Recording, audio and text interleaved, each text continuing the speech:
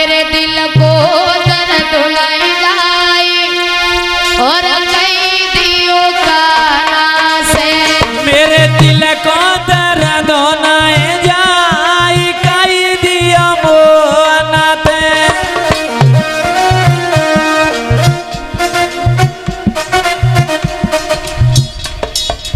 काय कैसी बैठी हो क्षेत्र की नाक मत कटवाओ।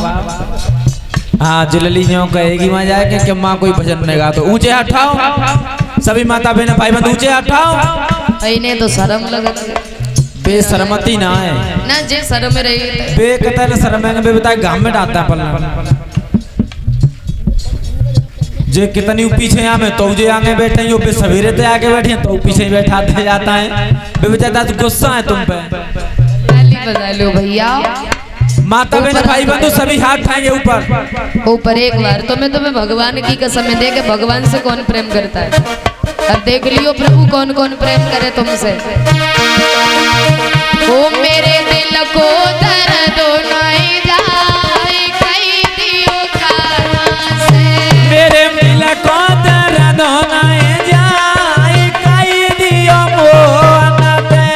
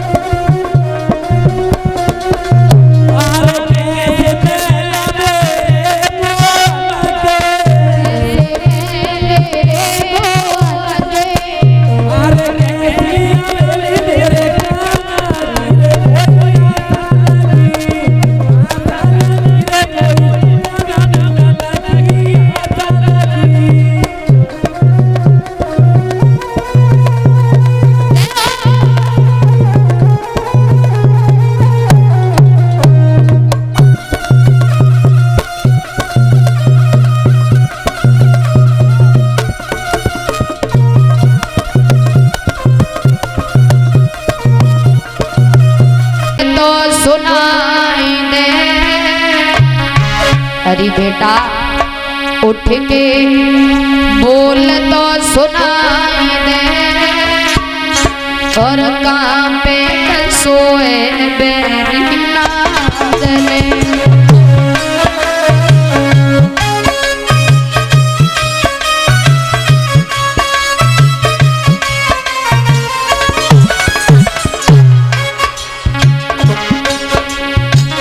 अखियां खोलो मुख से बोलो ओ मेरे अवतारी,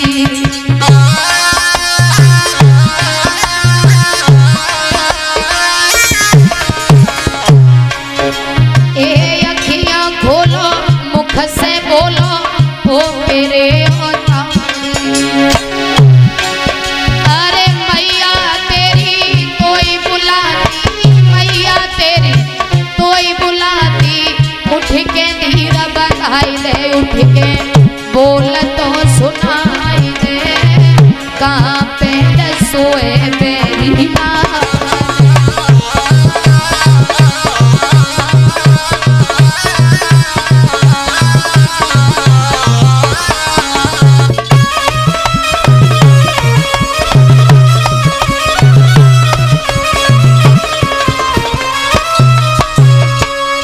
रोने लगी भैया तारा। याद रखना भैया, उस बाग की एक माली आती है, उस माँ को समझाया बहन तुम्हारे बच्चे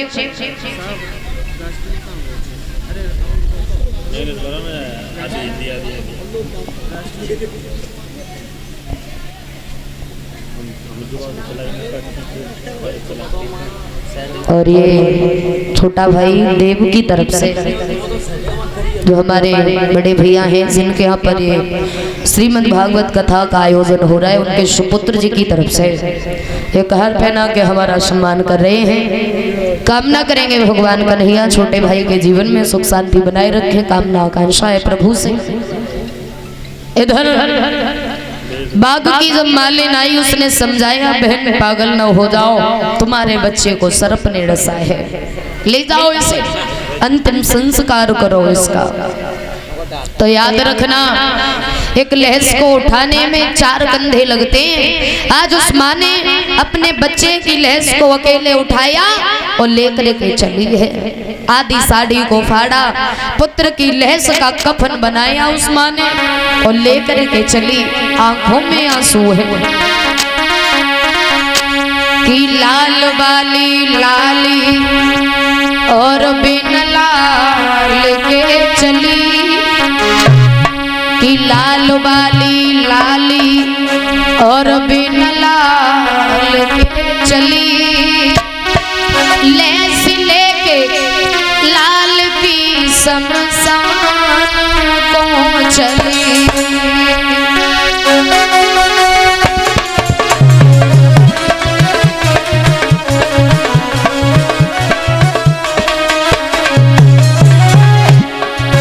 तारा ने पुत्र की लहस को उठाया, लेकर के चली। आंखों में आंसू हैं, उस माँ का दिल देखो। अकेले बच्चे की लहस को उठाया और लेकर के तारा चली। किसी माँ में इतना साहस है जो अपने बच्चे की लहस को लेकर के जाए। आधी साड़ी को फाड़ा, बच्चे की लहस का कफन बनाया तारा ने। लाल वाली लाली बिन लाल के चली, लाल वाली लाली बिन लाल के चली, लेस लेके लाल की शमशान को चली।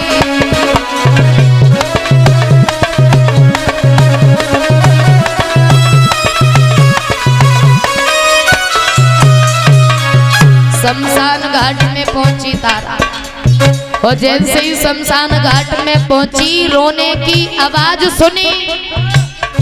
हरिचंद्र बोले कौन है हमारे घट में? तारा बोली महाराज मैं हूँ तुम्हारी पत्नी तारा। हरिचंद्र बोले कौन तारा, कैसी तारा? मैं किसी तारा को नहीं जानता। कौन है तारा और कैसी तारा, किन की तारा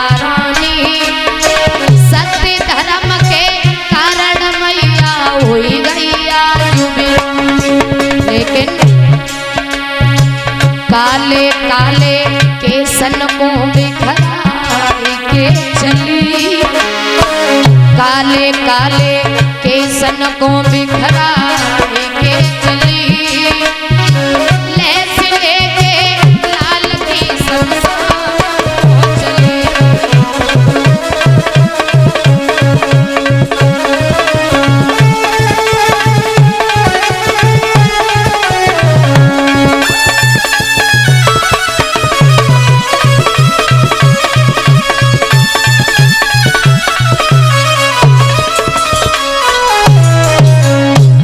पहुंची मरघट में। हरिचंद्र बोले कौन तारा, कैसी तारा?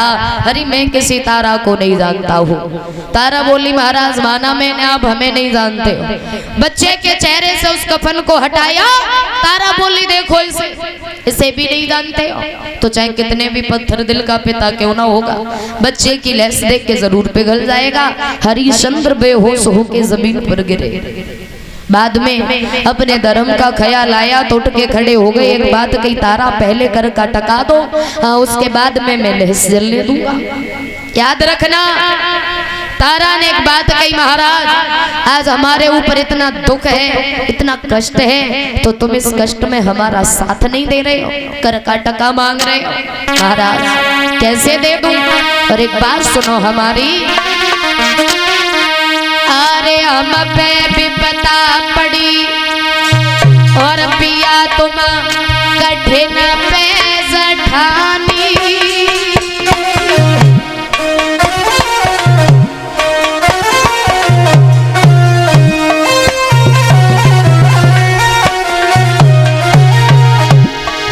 अरे पिया तुम कठिन पे जठानी, जरा नजरी उठाई के देख ललाजिया तेरो ही ने ठाड़ी।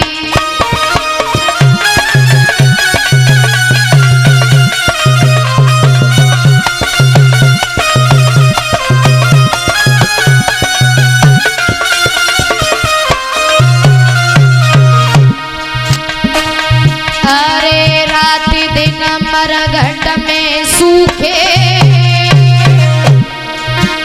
और हमें मालूम हती पिया तुम कफन के भूखे।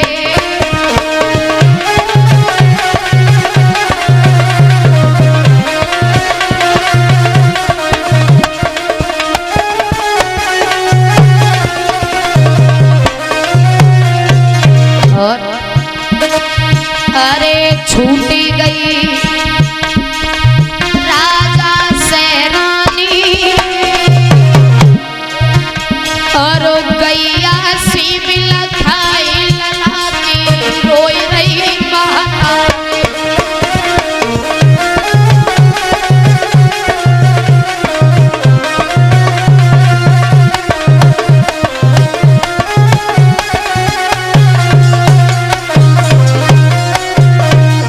रोने लगी रानी तारा। महाराज हरिश्चंद्र बोले तारा यहाँ रिश्ते मत निभाना। क्यों? अगर रिश्तों की बात कर रही हो तो फिर वो दिन याद करो। कौन सा दिन? जब तुमने हमारा घड़ा नहीं उठवाया था। अरे उस दिन में तुम्हारा पति था, कोई दुश्मन नहीं था। अगर माँ तुम्हारा धर्म था तो आज यहाँ पर हमारा धर्म है। वो तारा पहले कर का टका दो, उसके बाद लेस जलने दूंगा। और रिश्तों की बात मत करना। रिश्ता तो उसी दिन टूट गया था जब हम काशी में बिके थे। सुनो तारा कि बिरथले सिधरे मरघट में रोई रही तारा, कुमार न मेरो नहीं तुनारे हमारे।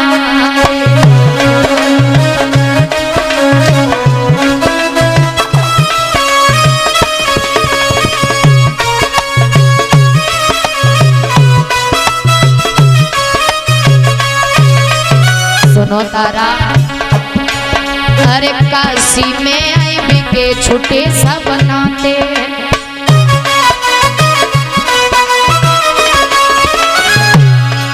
और कालू के घर रहे नमक बको खाते हैं।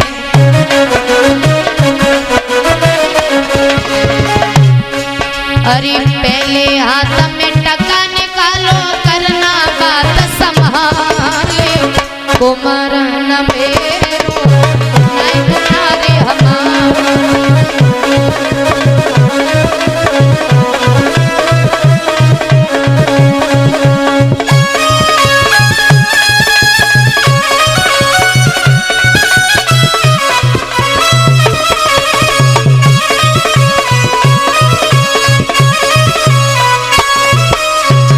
और सुनो तारा मुर्दा तबिया जले टका दो कर को है और हरि कालू को है घाटन मेरे घर को है।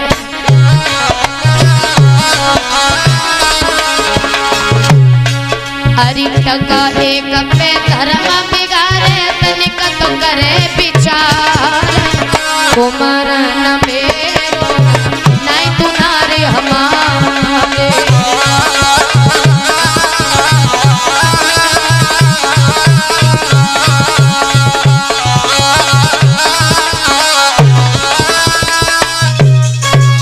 रोने लगी तारा। हरिश्चंद्र बोले तारा हमारे घर का नहीं है, पहले आप हमें घर का टका दो, उसके बाद मैं लहसुन ले दूंगा। तारा बोली महाराज घर का टका हमारे पास कहाँ रखा है? अरे तो मैं जहां से दिख रहा हूं वहां से ले लो। तो तारा के शरीर पर आधी साड़ी थी, हरिश्चंद्र ने उस साड़ी को खींच लिया। तारा नगिन हो गई, शर्म की वजह से जाकर के मंदिर में छुप करके बैठ गई। पर विश्वामित्र को फिर भी चैन नहीं पड़ा। दो मरे हुए बच्चों को तारा के पास लिटा दिया, होठों से खून लगा दिया और काशी की गलियों में आवाज लगाई, बाहरी विश्वामित्र। आरि कुंवर कर्म में लिखो सती के मठ में घुसी आई।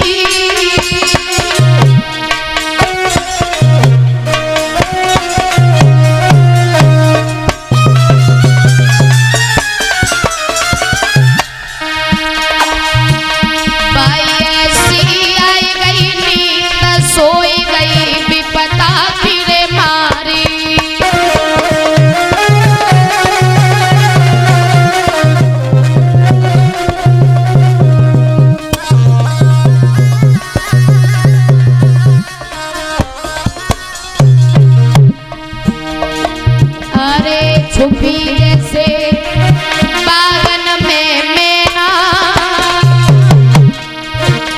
बाई ऐसी आई गई नींद खुले नए रानी के रे नैना।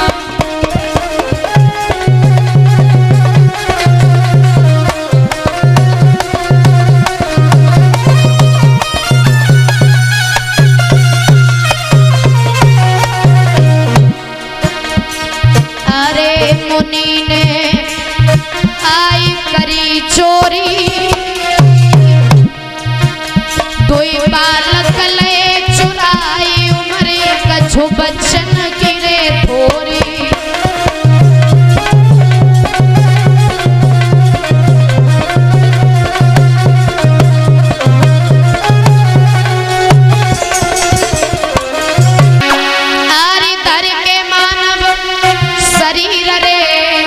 जा जग में जब जब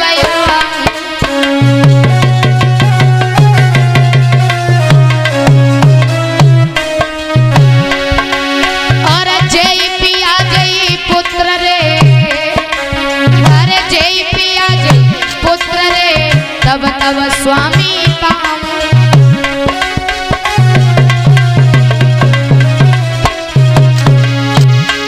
महाराजा प्रभु ने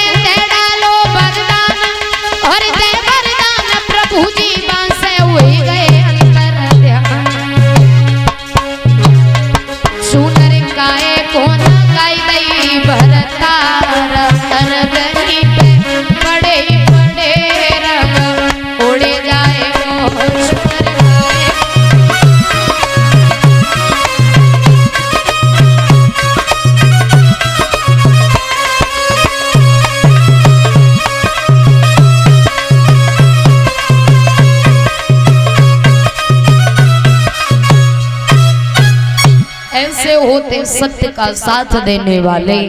राजपाट वापस किया, महाराज अपने राज दरबार में वापस लौट के आए तो इनसे कहते हैं सत्य का साथ देने वाले दानवीर राजा हरिश्चंद्र, और कहते हैं कि आज की दुनिया में भी बहुत से लोग हमने श्रद्धालु ऐसे देखे हैं जो खुशी खुशी दान देते हैं। दान वो माना जाता है जो दिल से दिया जाता है, श्रद्धा होनी चाहिए मन में। वरना हम सामने वाले को अपने घर पे भोजन करा रहे हैं पर हमारे मन में सिर्फ कैसी सी चल रही है कि हमारे घर ये भोजन खा रहे हैं, हमारे घर बैठे हैं, तो ऐसे दान देने से कोई फायदा नहीं होता है।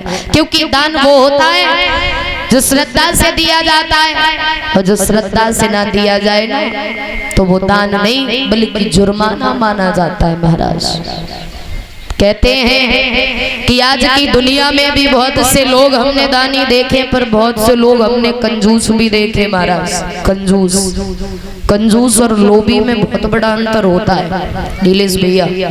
कंजूस और लोभी तुम कोई ना बता रहे हैं। एक गांव हम तुम्हें लोभी दिखाई दे रहे हैं, ये कह रहे तुम्हारे संग लोभी है जाएंगे तो हमें लोभी दिखाई दे रहे हैं। आज एक गांव में एक सेठ जी रहा करते थे। ध्यान से सुनना, हमारे संग लोभी आ जाओगे तो फिर ध्यान से सुनो। एक गांव में एक सेठ रहते थे। सेठ के पास भगवान का दिया हुआ सब कुछ था, किसी भी चीज की कमी नहीं थी, पर कमी एक थी कि भी सेठ कंजूस थे बहुत ज्यादा। तो उनके घर में पत्नी थी, बच्चे कोई नहीं थे।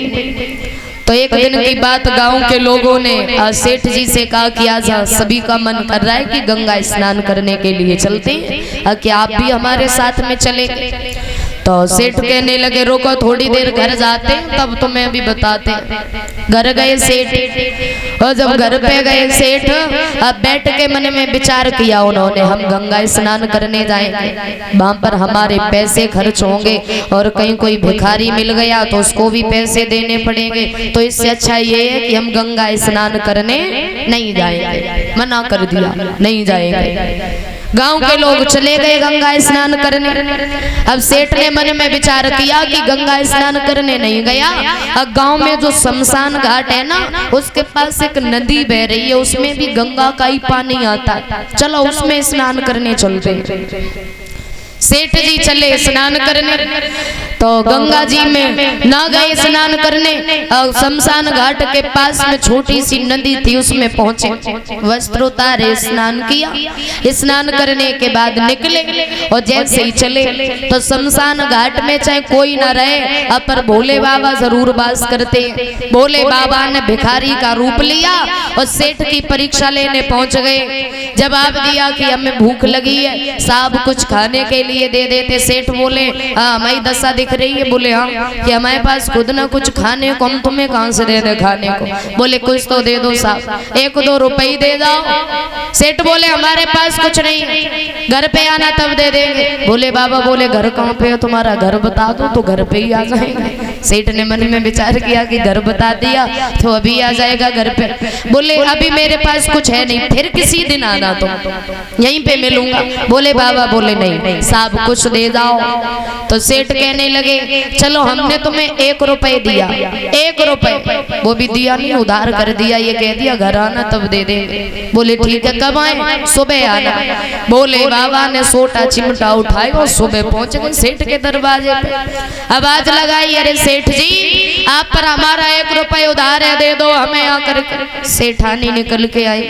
अब सोचो पति इतना कंजूस है तो पत्नी कितनी कंजूस होगी। सेठानी बोली कहो कैसे आना हुआ? बोले आपके पति है घर पर? हाँ है, उन्होंने हमसे 1 रुपए उधार किया था, वो जाओ लेकर के आओ, हमें आगे जाना। सेठानी ने मन में विचार किया जो व्यक्ति अपने जीवन में जिसने कभी एक पैसा खर्च ना किया हो वो 1 रुपए कैसे दान में दे सकता है। आगे बड़ी सेठानी सेठ के पास गई, मार भाग्य है कि बोली काहे कि जे बताओ तुमने हमें आज तक 1 पैसा ना दो और तुम वो भिखारी दरवाजे पे खड़ा है उसको 1 रुपए दे के आए। सेठ बोले दिया नहीं है, उससे कह दिया था कि दे देंगे, लेने आए हैं। सेठानी बोली दरवाजे पे खड़ा। सेठ कहने लगे जाओ उससे ये कह देना कि हमारे पति महाराज सो रहे हैं, फिर किसी दिन आना।